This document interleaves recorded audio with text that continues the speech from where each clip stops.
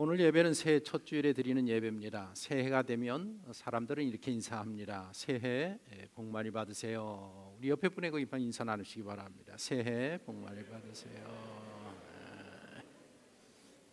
새해가 되면 사람들이 새해 복 많이 받으세요라고 인사를 하는데 무슨 복을 받으란 말인지, 그러면 또 복이 뭔지, 제가 복의 사전적인 정의를 찾아보았습니다. 그랬더니 사전적인 정의는 이러했습니다. 삶에서 누리는 좋고 만족할 만한 행운 또는 거기서 얻는 행복.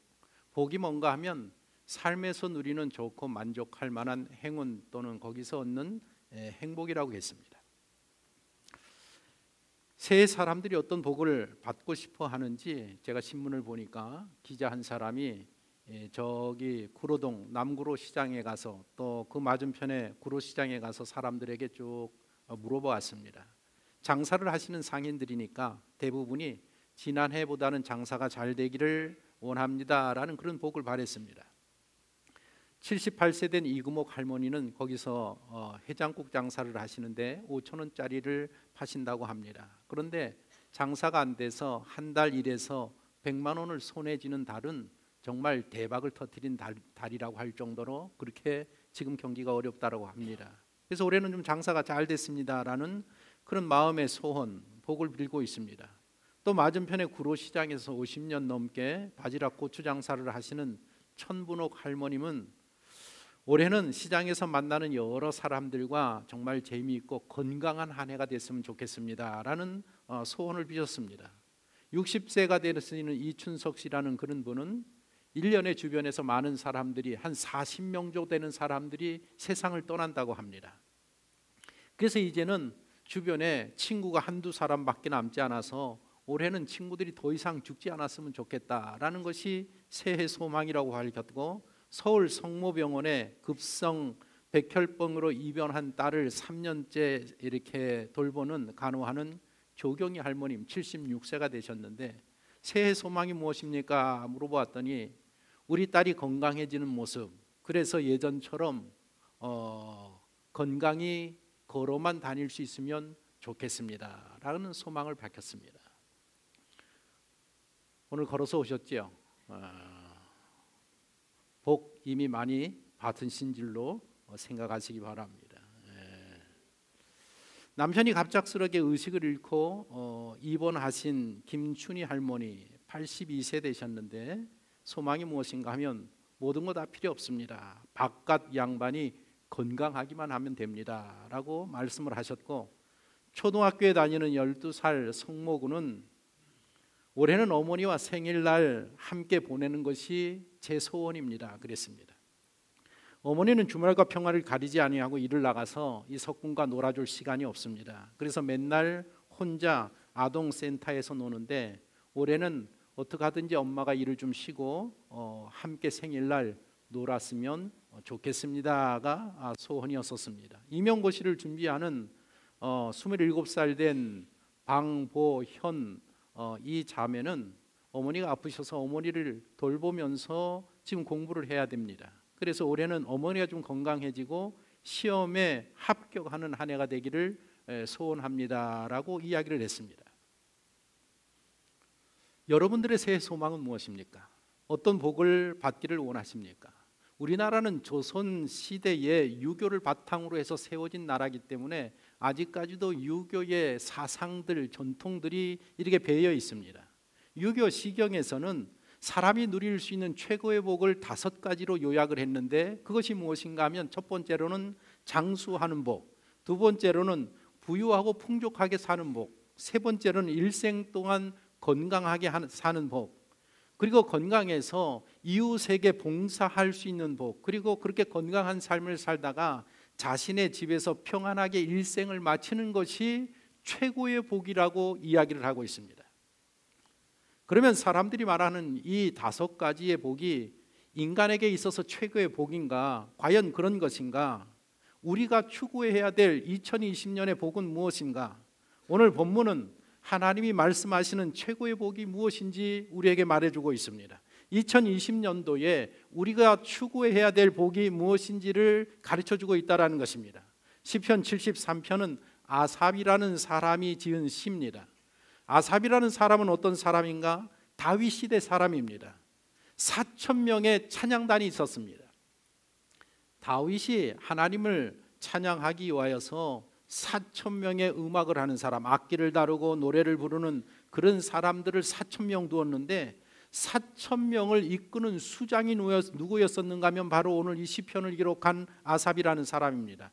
역대상 25장 1절에 다윗이 군대 지휘관들과 더불어 아삽과 헤만과 여두둔의 자손 중에서 구별하여 섬기게 하되 수금과 비파와 재금을 잡아 신령한 노래를 하게 하였으니 그 직무대로 일하는 자의 수요는 이러하니라. 그래서 쭉 수요를 세어보니까 4,000명에 이릅니다. 4,000명의 찬양단을 이끄는 사람이 누군가? 이 아삽이라는 사람이었었습니다. 그리고 이 아삽은 영적인 지도자였었습니다. 역대하 35장에 보면 아삽의 자손 노래하는 자들은 다윗과 아삽과 헤만과 왕의 선견자 여두둔이 명령한 대로 자기 처소에 있고 문지기들은 각 문에 있고 이렇게 기록되어 있습니다.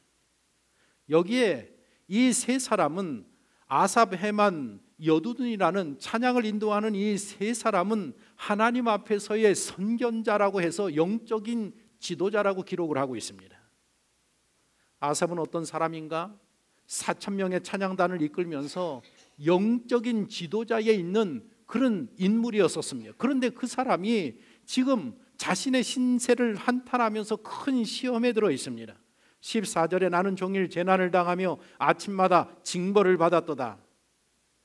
아삽이라는 이런 사람이 4,000명의 찬양을 인도하면서 이끌면서 영적인 고장, 영적인 지도자임에도 불구하고 지금 큰 시험이 들어서 자기의 인생을 돌아보니까 자기의 인생은 계속 재난의 연속이고 아침마다 눈을 뜰 때마다 나는 하나님 앞에 징벌을 받는다라는 그런 무거운 마음을 가지고 있었다라는 것입니다.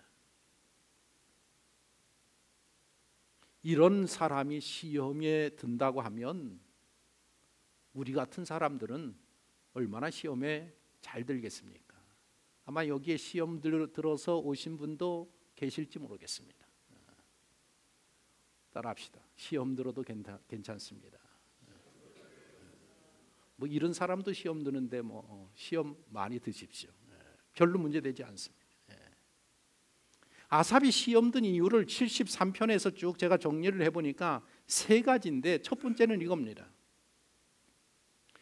악한 사람들을 보니까 악한 사람들은 얼마나 잘 되는지 모릅니다. 자녀도 잘 되고 출세도 잘 되고 투자하면 돈도 많이 벌고 뭐 너무 세상에서 잘 나간단 말입니다. 아니 악한 사람들이 잘못돼야 되는데 하나님의 징계와 심판이 있어야 되는데 왜 그러지 아니하고 왜 악한 사람들은 이렇게 잘 되는가? 두 번째로는 그들이 불의를 행할 뿐만 아니라 잘 될 뿐만 아니라 그들의 사상이 잘못되어 있는데 잘못된 사상을 가지고 살아가는데 하나님을 인정하지 아니하고 하나님을 대적하는 삶을 살아가는데 그럼에도 불구하고 그 사람을 추종하는 사람들이 너무 많단 말입니다. 너무 많아서 한 당파를 이루도록 여당을 이루고 야당을 이루고 민주당을 이루고 정의당을 이룰 만큼 그 악한 사람들에게 사람들이 추종하고 굉장히 많은 당파를 이룬다라는 것입니다. 어떻게 이런 일이 있을 수 있는가? 그들을 보면 너무나도 잘 나가는데 자기의 인생을 보니까 자기는 환난이 떠나지 아니하고 되는 일이 없고 곤고한 인생에서 벗어나지 못하고 있다라는 것입니다. 나는 믿음으로 살아가는데 나는 신앙으로 살아가는데 나는 하나님 앞에 열심으로 살아가고 있는데 나는 되는 일이 없는데 하나님을 제대로 믿지 아니하는 불신앙의 사람, 비신앙의 사람들은 너무 잘 나간단 말입니다.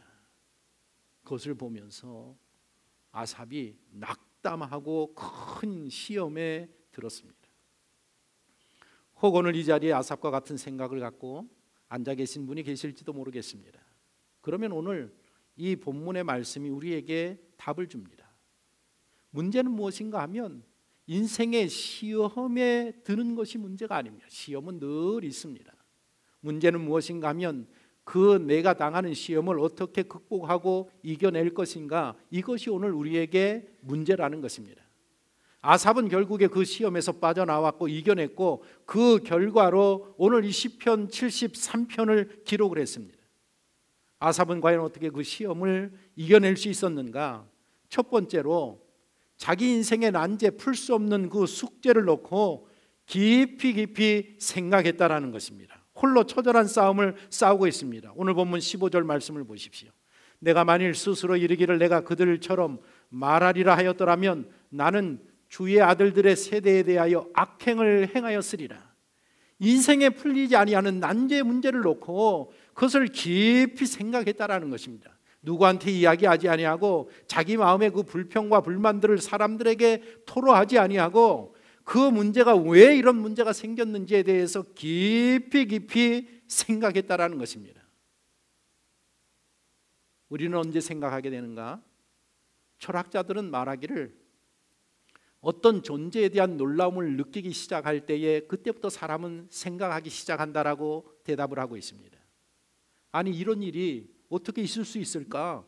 그런 생각이 들 때에, 아니 어떻게 이런 일이 내게 닥칠 수 있을까? 내게 닥친 이유는 무엇일까? 그런 질문을 던지기 시작하면서 사람들은 생각하기 시작한다라는 것입니다. 아삽은 스스로 그 인생의 질문에 대해서 깊이 질문을 던지고 깊이 생각을 하고 있습니다. 번민과 고민과 갈등 가운데에서 혼자 자기와의 싸움 속에서 처절하게 생각하고 계속 생각하고 계속해서 생각하고 있다는 것입니다. 바로 이것이 의인이 살아가는, 참 신앙인이 살아가는 모습인 것입니다.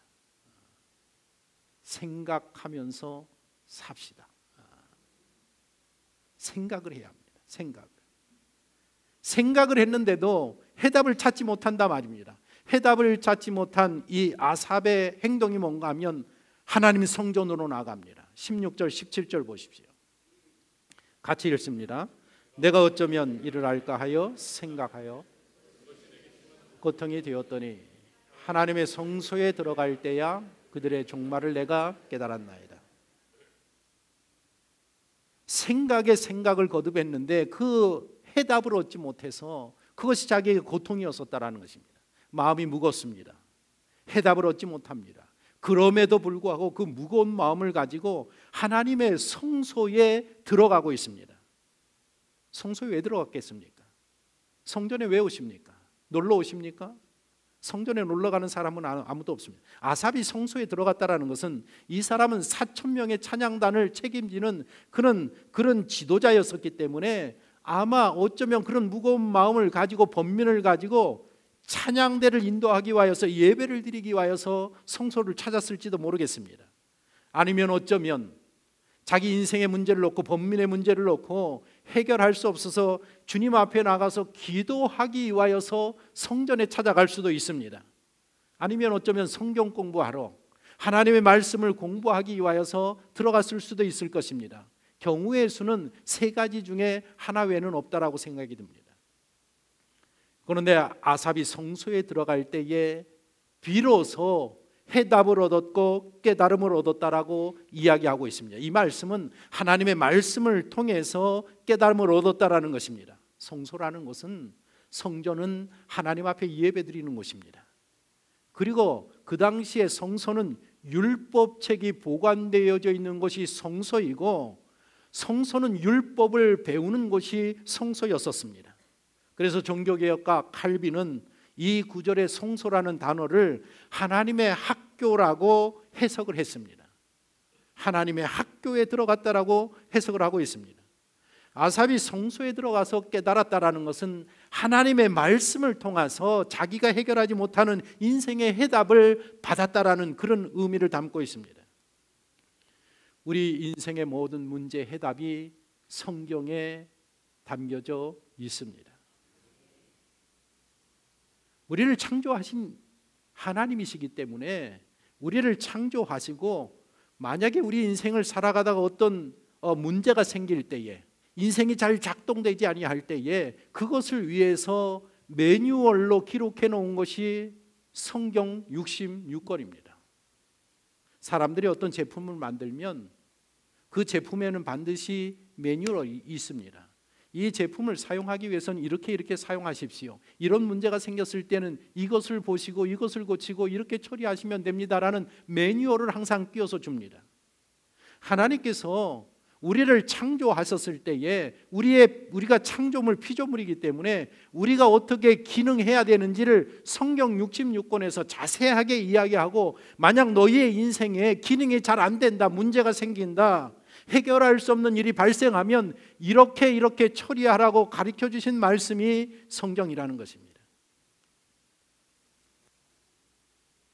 그래서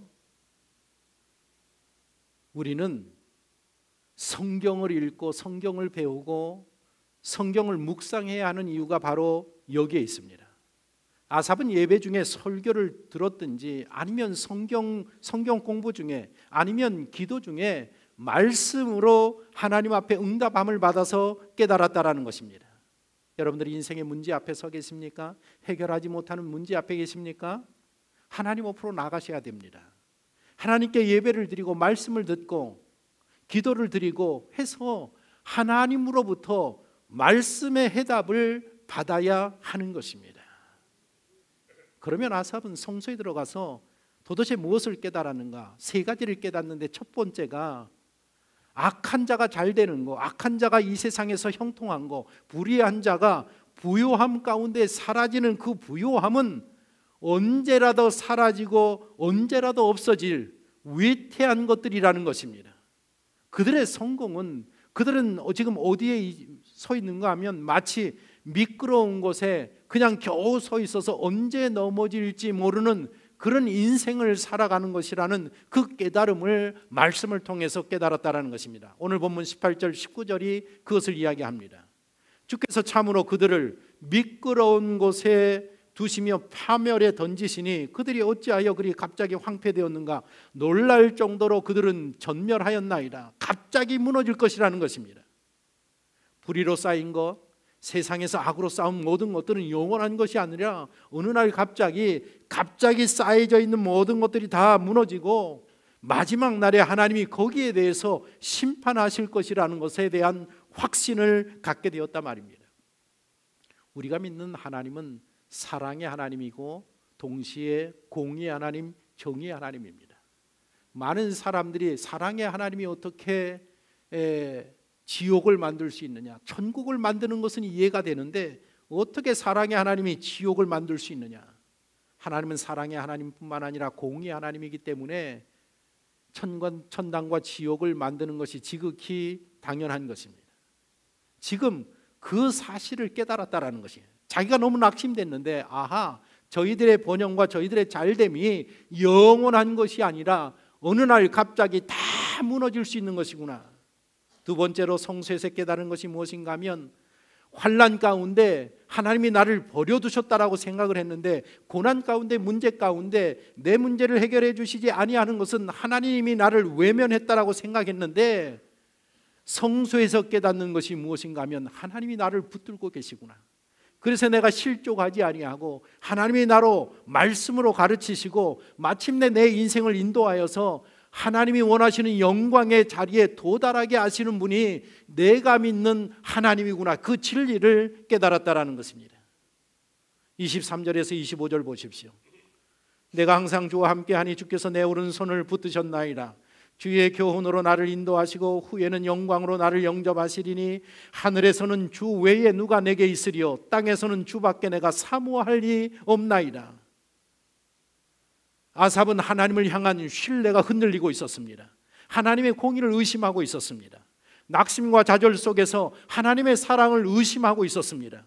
그러나 비로소 성소에 들어가서 예배를 드리고 찬양을 드리고 기도를 드리고 말씀을 듣는 순간에 자신의 그 불신앙을 돌아보며 깨닫고 돌아서고 회개하게 되었다라는 것입니다. 그리고 가장 중요한 세 번째, 진정한 복이 무엇인가를 아삽은 결국에 깨달았습니다. 진정한 복은 하나님을 가까이 하는 것이라는 것입니다. 오늘 본문 28절을 보십시오.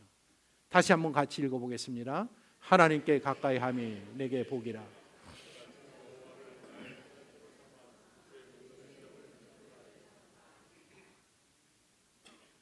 사람들은 건강한 게 복이다, 물질이 복이다, 평안한 게 복이다, 잘 죽는 게 복이다, 그런 것들을 복으로 생각했고 자기도 복으로 생각했다라는 것입니다.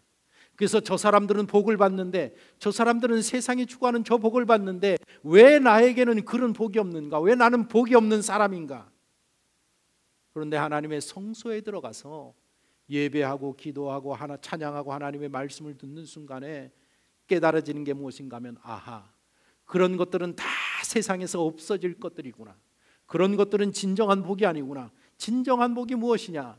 하나님께 가까이 다가가는 거, 하나님과 깊은 교제를 나누는 이 신앙의 삶, 믿음의 삶이 정말 우리에게 주시는 진정한 복이구나. 이 사실, 이 진리를 깨닫게 되었다라는 것입니다. 왜 그렇습니까? 하나님을 가까이 함이 왜 최고의 복이 됩니까? 하나님께서 우리 인생의 주인이 되시고 우리가 하나님을 소유하면 세상의 모든 것들을 소유할 수 있기 때문에 하나님께 가까이 함이 복이라는 사실을 깨닫게 되었다라는 것입니다. 이 진리가, 이 사실이 여러분 마음 가운데 와닿기를 소원합니다. 아삽은 이 깨달음과 동시에 세 가지 결심을 하는데 28절에 나와 있습니다. 그 깨달음을 얻으면서 세 가지를 소원하는데, 하나님, 이제부터는 내가 하나님 앞에 더 가까이 나가겠습니다. 따라합시다. 하나님께 더 가까이 나가겠습니다. 두 번째로는 하나님을 나의 피난처로 삼겠습니다. 피난처로 삼겠다라는 것은, 하나님, 이제는 예전과 같이 내가 하나님을 의심하고 하나님을 신뢰하지 못하고 하나님의 사랑을 의심하는 그런 데에서 벗어나서 이제는 견고하여 흔들리지 아니하는 신앙의 삶을 살겠습니다라는 새로운 다짐을 하고 있다는 것입니다. 그리고 세 번째로는, 이제 내가 이 경험한 진리, 깨달은 이 진리 사실들을, 하나님이 우리에게 행하시는 그 모든 일들, 이 사실을 내가 세상 사람들에게 전하겠습니다 라고 여기 고백을 합니다.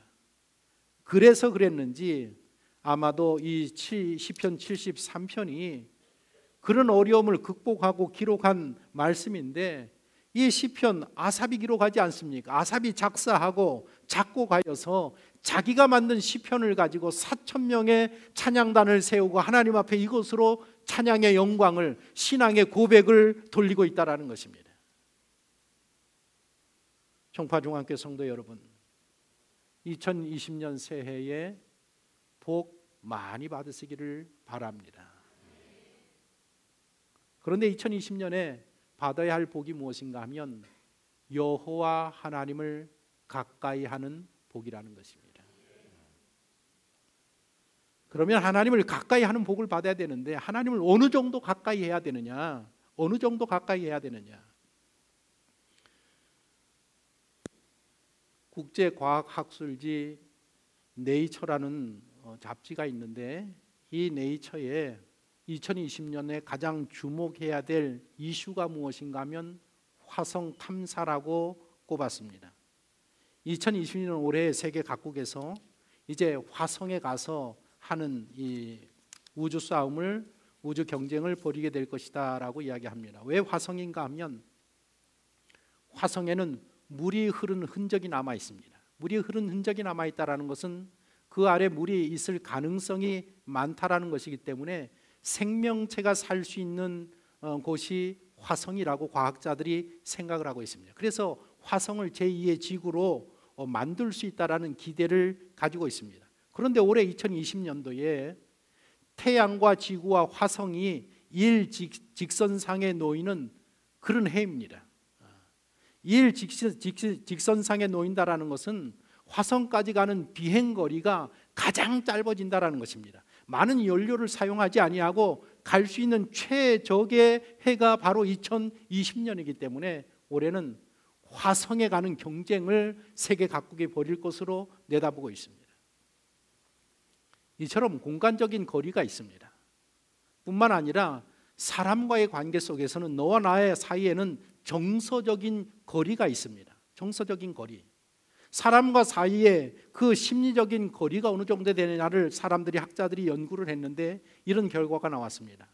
사무적인 관계를 맺는 사람들의 거리는 120cm라고 합니다. 몇 cm요? 120cm. 팔을 뻗쳐서 서 있는 이 정도. 사무적인 관계인 다루는 사람들은 가장 편안한 그런 위치가 이 팔 정도 뻗는 거기 놓고 서로 대화하는 게 가장 편하다라는 겁니다. 그런데 친밀한 사람의 거리는 몇 센치냐? 15cm. 부모와 자녀와의 관계 15cm 어느 정도 됩니까? 한 이 정도? 부모와 자녀와의 관계, 연인 사이의 거리는 몇 cm?